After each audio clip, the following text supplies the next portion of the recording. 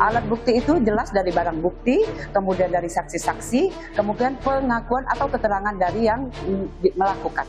Jadi udah cukup untuk kita menaikkan status orang dari saksi menjadi tersangka. Anak ini mengakui tindakannya? Iya, dia mengakui. Ya, oleh karena itu, ya, tapi kita tetap dalami. Kita dalami. Karena saya nggak percaya sih sebenarnya ya. Karena kan keluarga ini kan keluarga yang super hangat ya ibaratnya ya. Terus juga nggak ada perilaku yang negatif sama sekali nggak ada. Di sini tuh rumah yang hangat gitu ibaratnya. Kalau di sini pasti pastinya ketawa ceria pokoknya.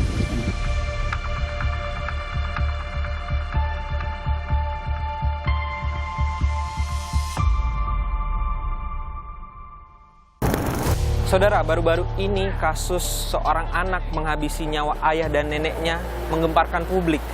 Saat kejadian, sang anak juga berusaha melukai sang ibu hingga terluka parah. Kejadian ini terjadi di salah satu perumahan di bilangan Lebak Bulus, Jakarta Selatan.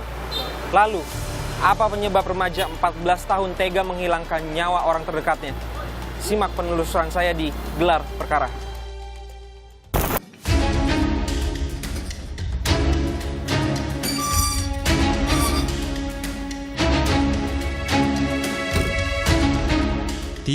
November lewat tengah malam, keheningan perumahan Taman Bona Indah, Cilandak, Lebak Bulus, Jakarta Selatan seketika berubah mencekam. Warga dikejutkan oleh pembunuhan yang dilakukan remaja AS terhadap APW sang ayah dan RM neneknya. Remaja 14 tahun tersebut juga melukai sang ibu. Polisi telah mengamankan anak berhadapan dengan hukum AS dan menetapkannya sebagai tersangka pembunuhan. Alat bukti itu jelas dari barang bukti, kemudian dari saksi-saksi, kemudian pengakuan atau keterangan dari yang melakukan. Jadi udah cukup untuk kita menaikkan status orang dari saksi menjadi tersangka. Anak ini mengakui tindakannya? Iya, dia mengakui. Ya, oleh karena itu, ya, tapi kita tetap dalami. Kita dalami. Kemudian kita sudah mengumpulkan barang bukti, saksi-saksi sudah kita periksa, kemudian dari yang diduga melakukan juga anak yang berkonflik dengan hukum sudah kita mintain keterangan, sudah kita dapat. Setelah itu semalam sudah kita tentukan bahwa dari saksi menjadi tersangka. Baru-baru ini kami mendatangi tempat kejadian perkara guna mencari tahu bagaimana sosok anak berhadapan dengan hukum AS di mata warga.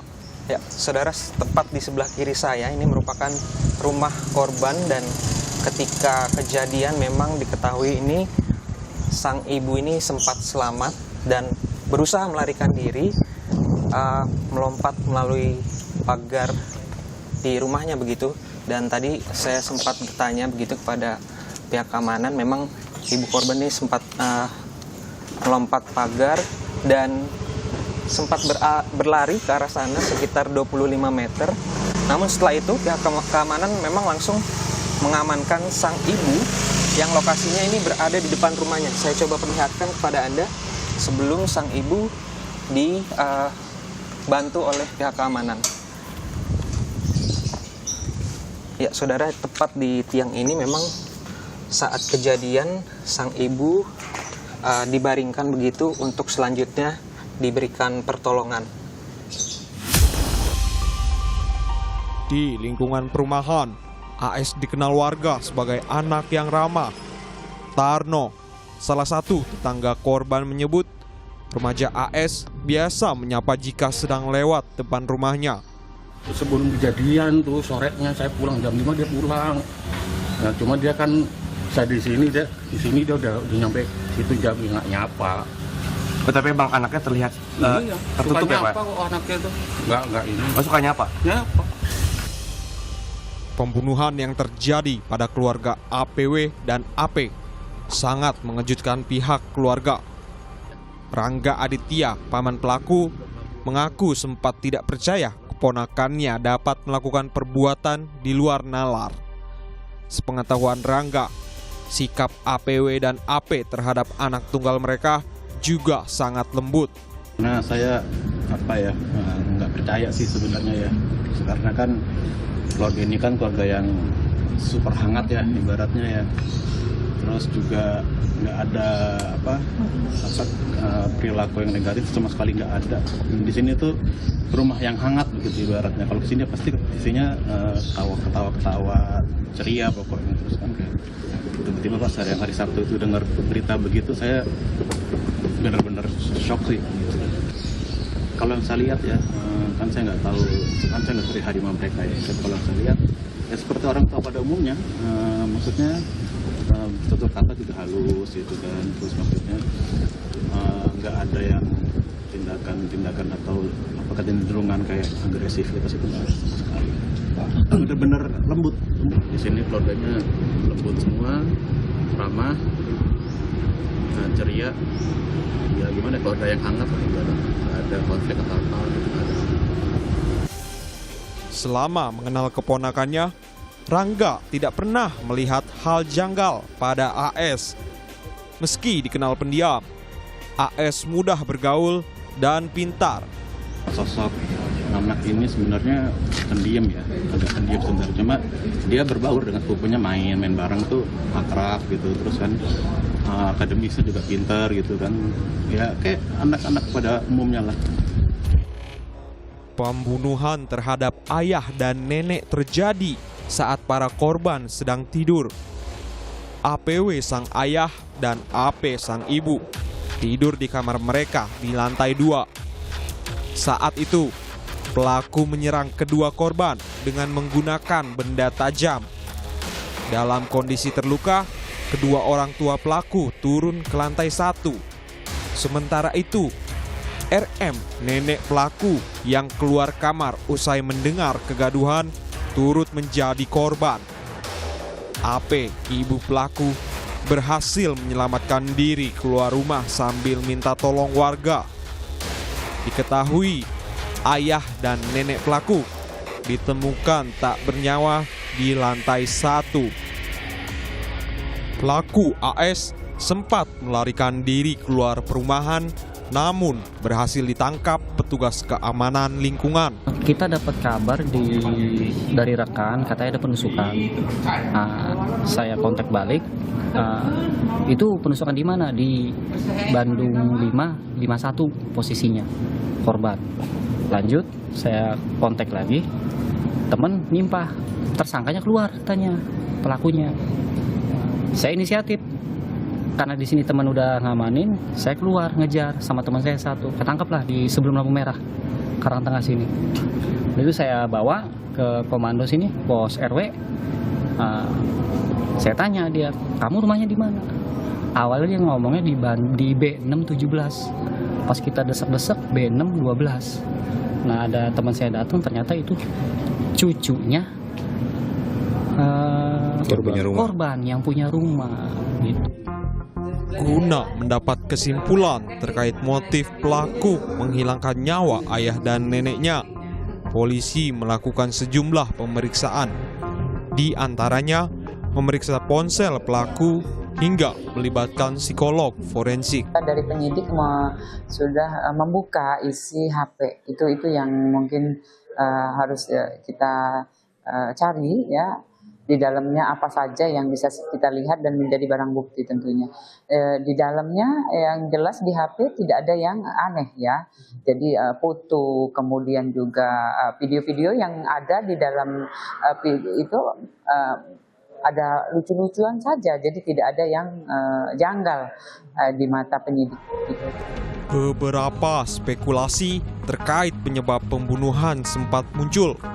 Salah satunya soal isu pelaku tertekan lantaran selalu dipaksa belajar oleh orang tuanya. Memang beredar bahwa dia dipaksa untuk belajar, tapi sejauh ini setelah kita tanyakan, dia memang disuruh belajar. Tapi dia itu sudah hal biasa bagi anak yang berkonflik dengan hukum, ya. Jadi dia menjawab bahwa itu biasa disuruh atau memang menjadi kebiasaan dari ibu bapaknya, dia disuruh belajar. Ya, jadi memang disuruh dari bapak dan ibunya, tapi dia tidak merasa ditekan, ya, karena memang dia bilang kalau saya belajar saya pintar. Saat ini kondisi anak pelaku berhadapan dengan hukum, AS telah membaik. AS dititipkan di rumah aman milik Kemensos. Jadi untuk keberadaan anak yang berkonflik dengan hukum sudah kita titipkan ke lembaga penitipan anak sementara. Ya, untuk anak yang berkonflik dengan hukum ya sekarang sudah stabil, kemudian sudah setelah kita tanya dia bisa menjawab dengan lancar, lanjut juga sudah diperiksa juga dari psikologi forensik ya. Jadi hasilnya kita tunggu saja karena itu sudah diperiksa ya kemarin untuk kejiwaannya. Ya betul, diproses. Tersangka AS dijerat pasal berlapis. Karena masih di bawah umur, AS hanya akan menjalani setengah masa hukuman orang dewasa, yakni maksimal 7 tahun penjara. Kita lengkapi berkas. Jadi 7 hari plus 8 itu wajib kita lakukan pemberkasan dan harus lengkap. Kemudian kita terapkan di pasal 3338 KUHP subsidiar 351 ayat 3. Lanjut juga kita lapis dengan Undang-Undang KDRT pasal 44 ayat 2 dan 3 yang hukumannya jadi separuh dari hukuman dewasa, berarti 7 tahun ya gitu. Jadi itu yang kita lakukan karena memang dari semua kejahatan pasti ada sanksinya.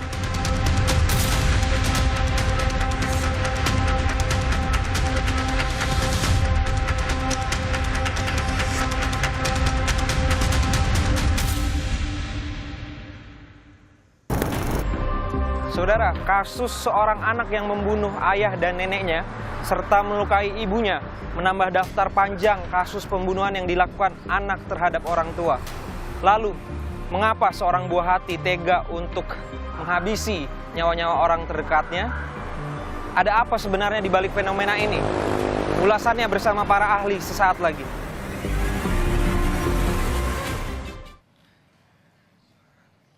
Kasus anak membunuh orang tuanya merupakan kasus yang berulang. Ada beberapa motif yang kerap melatar belakangi kasus anak menghabisi nyawa orang tua. Saksikan ulasannya tetap di Gelar Perkara.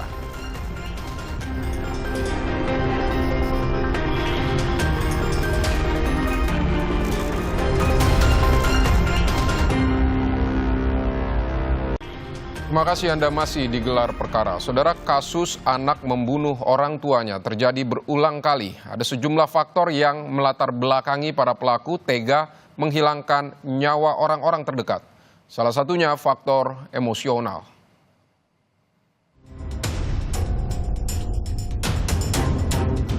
Yang kita harapkan dari proses itu nanti akan diambil kesimpulan yang tepat, lalu kemudian proses yang bisa dilakukan secara benar, adil, dan memberi rasa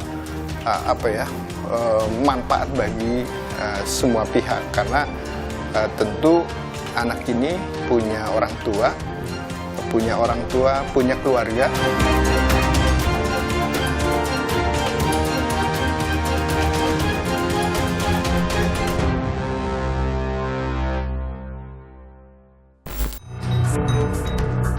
Hampir 2 pekan berlalu, proses hukum kasus anak menghilangkan nyawa ayah dan neneknya di Lebak Bulus, Jakarta Selatan masih berjalan.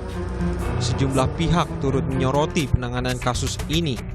Salah satunya Kementerian Pemberdayaan Perempuan dan Perlindungan Anak yang memastikan pelaku AS yang masih di bawah umur telah mendapat hak-haknya sebagai anak yang berhadapan dengan hukum. Karena ada hak-hak yang harus dihormati dan dipastikan diberikan gitu ya. Contoh misalnya ketika mengikuti proses ini anak mendapatkan pendampingan tidak, lalu kemudian mendapatkan bantuan hukum tidak, dan lain-lain. Dan setelah melalui pengecekan itu sudah dilakukan gitu, termasuk pendamping dari KPPA gitu ya, termasuk ahli dan tim penyidik yang sudah melaksanakan tugasnya dan itu sekarang tahapannya sudah sudah berjalan dan tentu kami terus mendampingi proses ini gitu ya, dan memastikan bahwa hak-hak anak terpenuhi. Hingga saat ini, polisi masih mendalami motif pembunuhan. Kemen PPPA berharap apapun kesimpulan dari penanganan kasus ini dapat berorientasi pada masa depan anak. Kita harapkan dari proses itu nanti akan diambil kesimpulan yang tepat, lalu kemudian proses yang bisa dilakukan secara benar, adil, dan memberi rasa manfaat bagi semua pihak, karena tentu anak ini punya orang tua, punya keluarga, sekolah dan lain-lain, termasuk hak anak untuk bisa tetap memperoleh pendidikan gitu ya. Ini musim UAS, sehingga memfasilitasi pelaksanaan UAS susulan, dan kita berharap tadi bisa membuka kasus ini secara terang benderang, memberikan satu solusi untuk tujuan kepentingan terbaik bagi anak. Sementara itu, dalam kasus pembunuhan ayah dan nenek yang dilakukan anak di bawah umur, psikolog forensik menilai motif bukanlah satu-satunya aspek yang harus diperhatikan. Salah satu yang dapat menjadi prioritas adalah memulihkan kondisi psikis anak. Perhatian, karena motif anggaplah tidak pernah berhasil kita simpulkan secara final, kita alihkan perhatian untuk bagaimana memberdayakan faktor-faktor protektif itu tadi guna mendukung program rehabilitasi si anak. Perbincangan tentang motif itu relevan, tapi saya sesungguhnya lebih hirau pada pertanyaan tentang anak ini akan kita apakan. Jadi saya tidak mau terkunci pada titik hulu, tapi saya mau lebih mengajak bicara ke titik hilir tentang prospek tanda petik kesembuhan anak ini. Karena kalau anak itu sembuh berarti dia akan bisa berintegrasi dengan masyarakat, dengan keluarga. Kasus anak membunuh ayah dan neneknya di Cilandak menambah panjang daftar kasus pembunuhan yang dilakukan anak terhadap orang tuanya. Sebelumnya, kasus anak menghilangkan nyawa orang tuanya telah terjadi beberapa kali. Di antaranya, pada 21 Juni 2024, seorang remaja perempuan menghabisi nyawa ayah kandungnya di Durensawit, Jakarta Timur. Pelaku mengaku sakit hati karena dituduh mencuri dan disebut anak haram oleh sang ayah. Agustus 2023, di Depok, Jawa Barat, seorang lelaki 23 tahun tega membunuh ibunya. Pelaku mengaku sakit hati karena kerap dimarahi sang ibu sejak kecil hingga dewasa. Juni 2023, seorang lelaki 22 tahun yang berprofesi sebagai anggota TNI nekat menghabisi nyawa sang ayah di Bekasi, Jawa Barat. Motif pelaku sakit hati karena tidak diberi uang. Juli 2022 lalu, remaja lelaki 22 tahun di Kabupaten Aceh Tamiang, Provinsi Aceh, nekat menghabisi nyawa ayah tirinya. Pelaku kesal karena dibangunkan korban saat tidur. Motif pelaku anak berhadapan dengan hukum membunuh orang tuanya berbeda-beda. Namun pada dasarnya ada dua motif yang melatar belakangi pelaku melakukan tindakan di luar nalar. Secara sederhana motif hanya dua, motif emosional atau motif instrumental. Dikatakan motif emosional yaitu ketika seorang anak yang melakukan pidana melakukan aksinya itu untuk meluapkan, untuk mengeksternalisasi perasaan-perasaan negatifnya. Marah, benci, sakit hati, dendam, cemburu, frustrasi, tidak berdaya, atau serbaneka perasaan-perasaan negatif lainnya, itu adalah motif instrumental. Ini tidak ada urusannya dengan emosi, tidak ada urusannya dengan perasaan. Seseorang, dalam hal ini anak, melakukan pidana untuk apa? Untuk memperoleh manfaat tertentu. Mungkin agar dia dipindahkan ke sekolah yang lain. Mungkin agar dia ditakuti oleh teman-teman karena dianggap sebagai sosok jagoan. Mungkin agar dia mendapat harta warisan.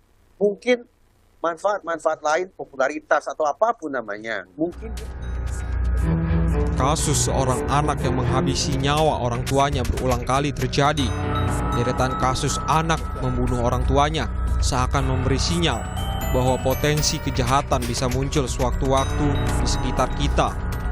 Maka yang dapat dilakukan adalah saling menjaga di antar keluarga inti, membuka komunikasi dengan buah hati agar ikatan kasih sayang di antara anggota keluarga makin kuat.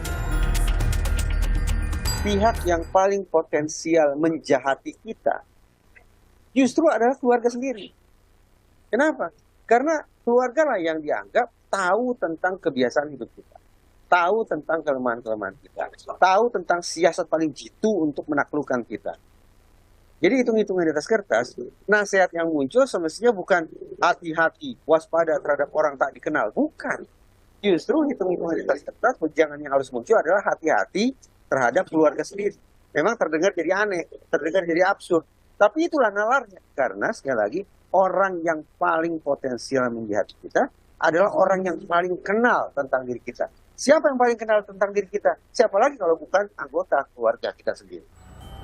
Kasus-kasus pembunuhan terhadap orang tua yang dilakukan oleh anak merupakan kasus kriminal luar biasa. Agar kejadian serupa tak terulang, masyarakat perlu memperhatikan pola asuh anak secara positif. Orang tua harus menjalin komunikasi dengan baik dengan anak, juga memperhatikan tumbuh kembang dan kepribadian anak dari waktu ke waktu. Benediktus Aditya, Julian Fernando, Kompas TV, Jakarta.